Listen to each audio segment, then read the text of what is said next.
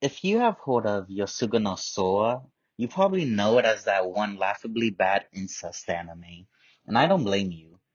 Yosuga no Sora is a shitty incest anime that gives the MC an excuse to fuck all the girls. Or this is just a predictable anime with nothing interesting to it. Or just a couple of the many explanations I have heard from people regarding this anime. I won't deny that Yosuga no Sora isn't exactly a unique anime. It is based off the eroge visual novel. Yet, that isn't a negative for this anime to have. We are at a point in time where there are so many stories, real or fictional, being told and have been told that creating something entirely new is near impossible. What we should be looking for isn't predictability or how original something is, in this case, anime, but instead how well these anime effectively tell their stories and how they present it. I personally love this anime and do not think it is anywhere near as awful as people make it out to be. This isn't as much of a review as it is more so explaining why I love this anime and why I think it is good. The story follows Haruka and his twin sister Sora as they head back to their hometowns after losing their parents in an accident. As the anime is based off the visual novel, which has multiple endings depending on the route you take, the anime opts to adapt all the routes and has episodes dedicated to the main heroine of their respective route. Unlike other shows that do the same, adapting multiple arcs from one story, that reset the timeline or instead go into a different one, Yosuga no Sora takes a more what if approach in that when a new arc begins, we go back to a moment where in the visual novel, you choose which route to take. There are four arcs in the anime with shared episodes and their own. The Kazuha Migiwa arc are episodes 1 through 4. The Amatsume Akira arc is episodes 1, 2, and 5 through 6. The Yui Hime Now arc is 1 and 7 through 9, with the Sora arc being 1, 7, and 10 through 12. With the anime taking this approach, I will only be covering the Sora arc of the anime. Not only is this arc my favorite and I love Sora, but many people point to this arc as the major flaw in the show. Episode 1 is the beginning. Every route or arc begins with this episode, as we get introduced to every character and catch glimpses of their personalities. We don't spend much time on everyone, but we do get enough to get a basic understanding of them. What makes a romance or slice of life anime are the characters. Without them, the story just wouldn't work, as they are the focal point of the story or the anime, the characters. An anime can have the best animation, the best OST, and do everything to godlike performance. But if the characters are bad, then all of that greatness is just wasted. Unlike most others that I see, I feel the characters in Yosuga no Sora are good because they feel like real people. That is not to downplay other romance or slice of life anime and their characters, but this is due in part to the story being told and the circumstances around the characters. For instance, in a recently new anime called Girlfriend to Girlfriend, you have the MC openly true timing his girlfriend to the point where the three of them live together. The characters are great and I love them all, and it's not as if they don't feel like Because they real certainly people do. or have But the emotions, circumstances around these characters changes how you view them. You won't see a normal high school boy cheating on his girlfriend and having the three of them live together. That just simply won't happen. But the circumstances around these characters changes how you view them. I'm taking this as looking from the outside in. And yes, that isn't really applicable to anime since it is fiction.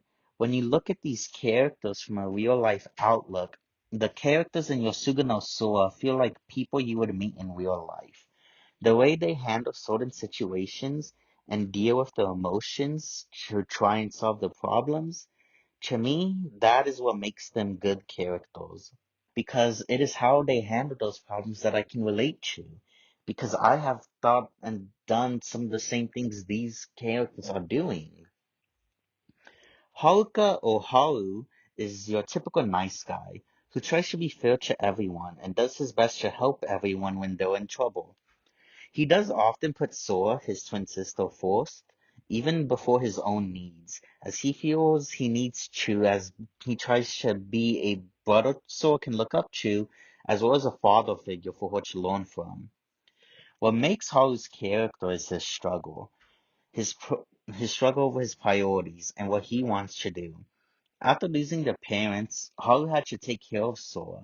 He didn't have time to worry about himself, but instead needed to be there for his sister. Once the siblings get back to the old hometown and Haru begins going back to school, he starts meeting old and making new friends who he wants to spend time with and falling back in love. Haru has been romantically attached to three of the four heroines since they were kids, and the anime uses this history to fuel the current romance in their respective arcs. In the case of the Sora arc, the anime twisted to where Haru begins dating now, like in her arc, but makes Haru's already rooted love for Sora come out, causing conflict for the three. Haru, like everyone, wants to love and be happy, and is always doing his best to achieve that, all while trying to fit into what people think he is and what they want him to be.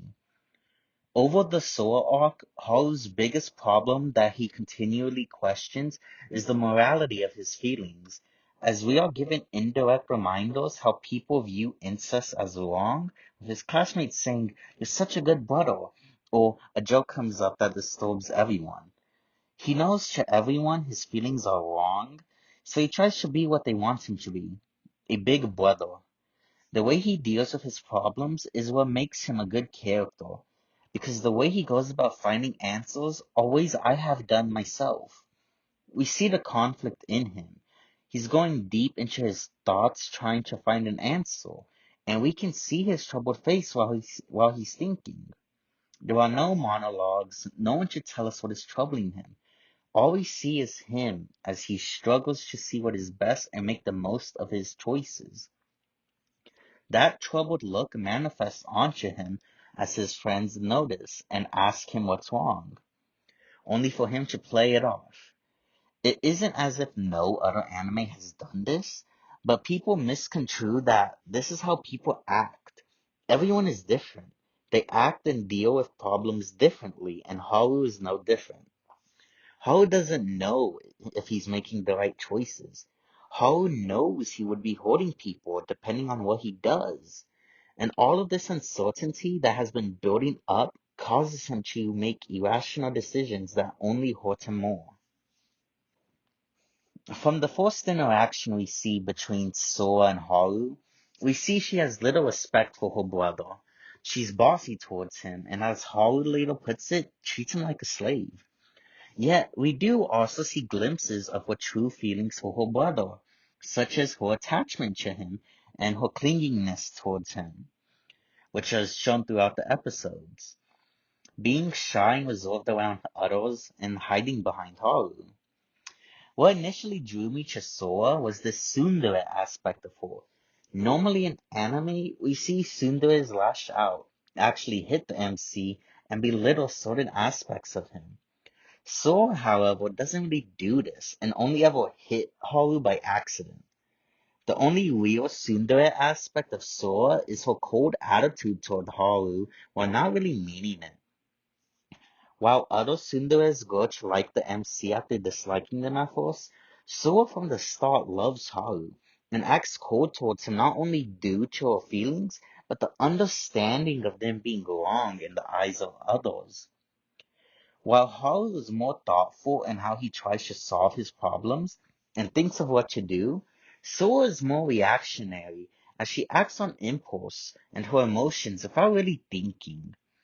Others will point to this as a reason she is a bad character, but that isn't true. Acting on impulse and emotions causes us to make decisions we otherwise wouldn't have, but is something we all have done. I have acted one way without meaning it for my own reasons. And although I always think about what I should and what I want to do, I have acted out solely based on my emotions. Soa isn't a 35-year-old woman who has lived and been fully grown. She's still growing. She's learning and developing still, just like we all are, or even once did. For being twins, the arcs these two go through are nothing similar. Haru tries to grow more as himself, wanting Sora to be able to survive without him and be more independent. While he himself tries to live his own life, Sora on the other hand doesn't, and only wants Haru by her side and to be with him. To Sora, nothing else matters. She doesn't care. Not as long as she has her brother with her. Despite all this, they share the same feelings. They want each other to be happy. As we see in the other arc, Sora comes to terms and begins accepting others, and Haru begins being more free to himself. Haru and Sora are people. They both handle problems differently. People are flawed. We make mistakes.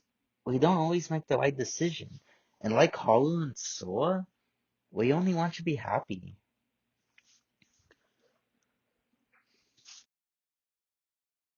Bad characters can take you out of the immersion just as bad animation can. And while Yosuga no Sora doesn't have spectacular animation, I wouldn't call it bad.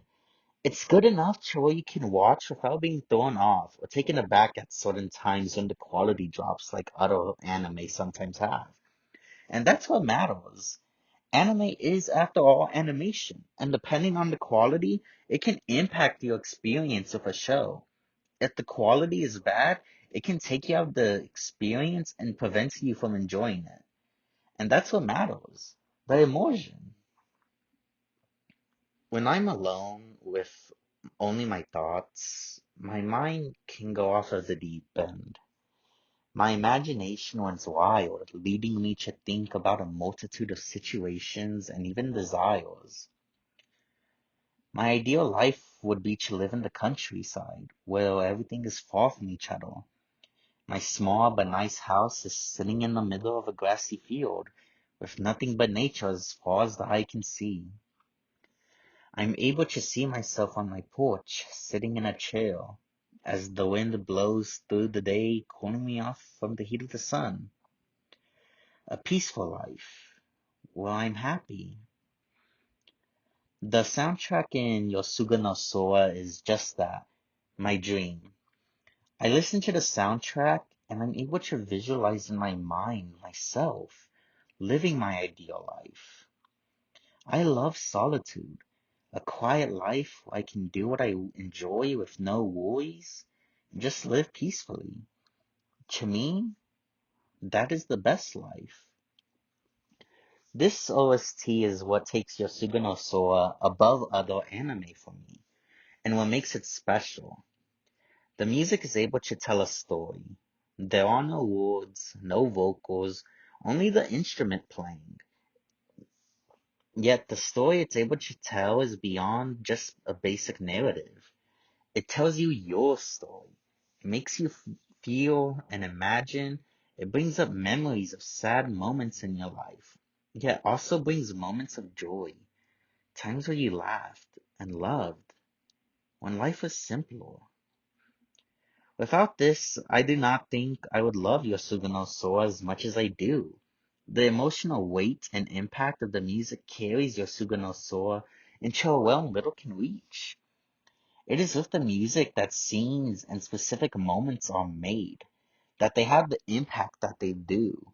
Without it, well, I just don't know. What I do know is that it's beautiful, and it brings me so many mixed emotions.